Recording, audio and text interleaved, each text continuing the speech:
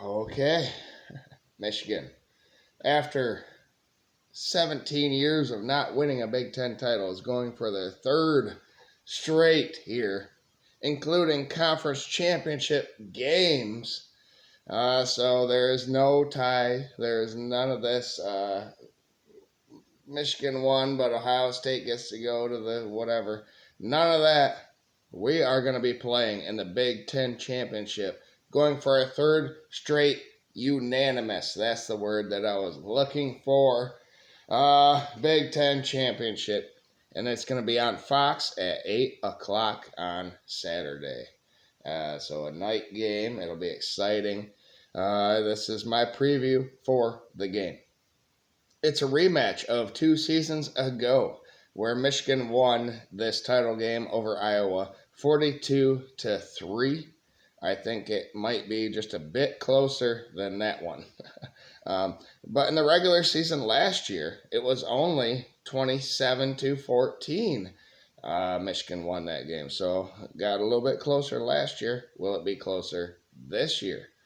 Michigan leads the all-time series versus Iowa 44-15, and there were 4 ties. Michigan is on a 3-game win streak. Iowa ruined our season, Michigan's season in 2016 at their house, at their place, 14-13. You all remember that. For this game, Michigan is welcoming back Jim Harbaugh. Thank you, Jim, for just sitting out. We all knew we were going to win them 3 games without you. So thank you for just putting your stubbornness aside. We can pick up the lawsuit in the off season if needed. And we'll get your contract done, I hope.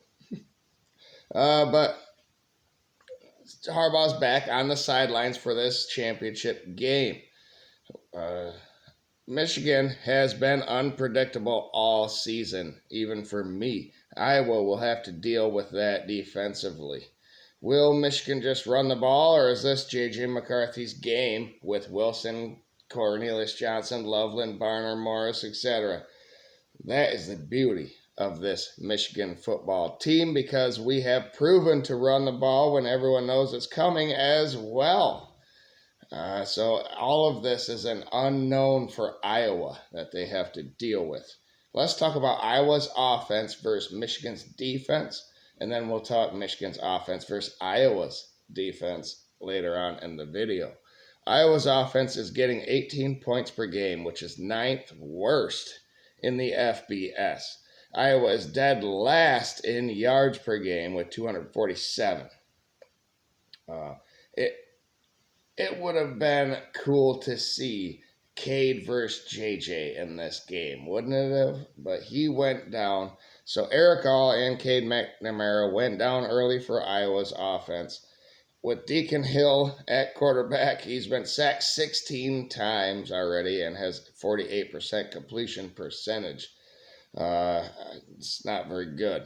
Plus, he has more interceptions thrown than he has touchdowns, 6-5.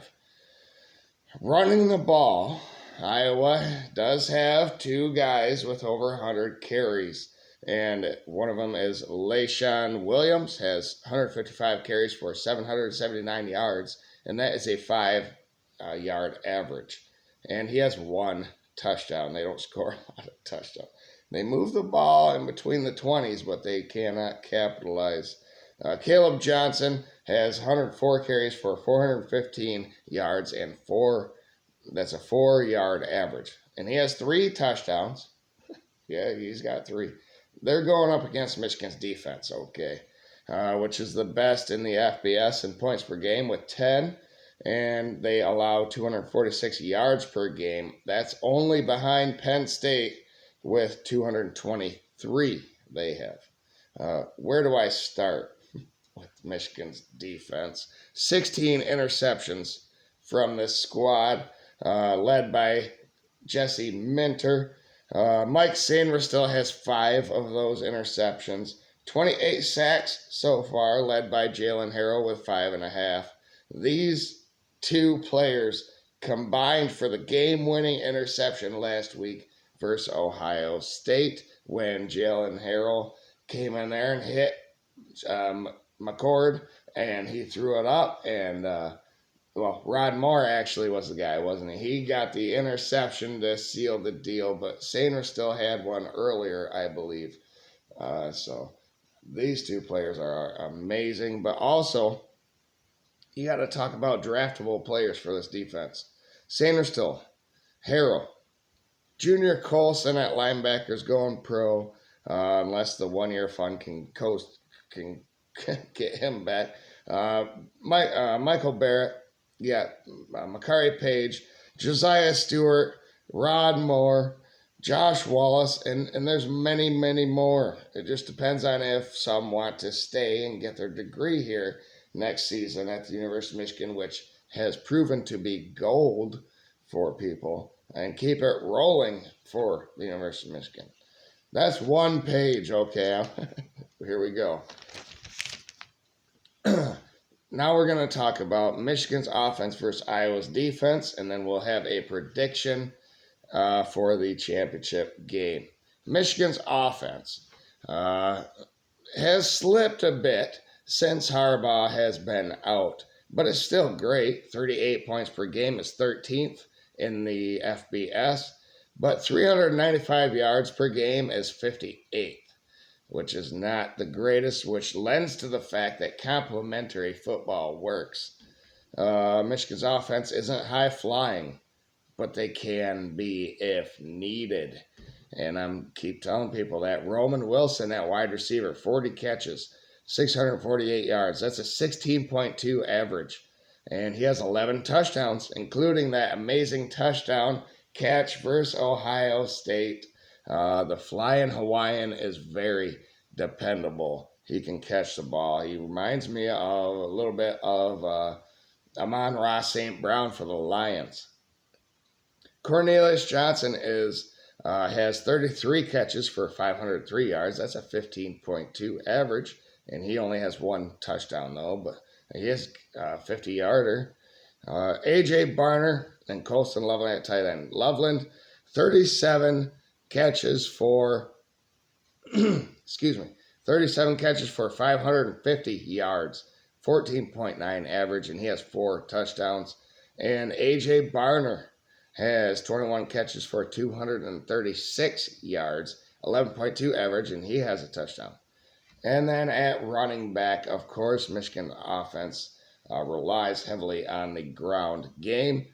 Michigan is loaded with Blake Corum, Donovan Edwards, and Khalil Mullings.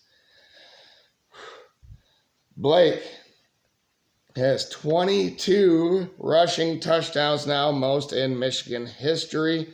He has 202 carries for 976 yards. That's 4.8 average.